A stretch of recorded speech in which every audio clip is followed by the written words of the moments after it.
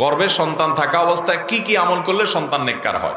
গর্ভবতী মায়েরা গর্ভস্থ সন্তান যেন নেককার হয় সেজন্য তাদের সুনির্দিষ্ট করে আলাদা কোনো পৃথক কোনো দোয়া কোরআন হাদিসে বলা হয় নাই। তবে তারা আল্লাহ তাআলার কাছে ওই যে অন্য সব সময়ের মতো করে সূরা ফুরকানের ৭৪ নম্বর আয়াতের দোয়াটা পড়বেন, রব্বানা হাব লানা মিন আজওয়াজিনা ওয়া যুররিয়াতিনা কুররাতা আয়ুন ওয়াজআলনা লিল মুত্তাকিনা ইমামা। আল্লাহ আমার রব, আপনি আমার সন্তান সন্ততি, স্বামী স্ত্রী, আমার জীবন সঙ্গী সবাইকে মুত্তাকিদের ইমাম বানায় দেন, চক্ষু শীতলকারী বানায় দেন। এ দোয়া আপনি পড়বেন। এর পাশাপাশি কোরআন তেলাওয়াত বেশি বেশি শুনবেন। এটা হাদিসে আলাদা করে বলা হয়নি, কিন্তু অভিজ্ঞতা দ্বারা প্রমাণিত কোরআন তেলাওয়াত বেশি বেশি করলে এবং শুনলে গর্ভস্থ সন্তান নেককার হয়। গান, হারাম জিনিস শুনবেন না, হারাম জিনিস দেখবেন না। এই টাইমটাতে অন্তত গুনাহ থেকে বেঁচে থাকবেন। এবং সবচেয়ে বেশি গুরুত্বের সাথে যেটা করবেন হলো যে হারাম খাবেন না।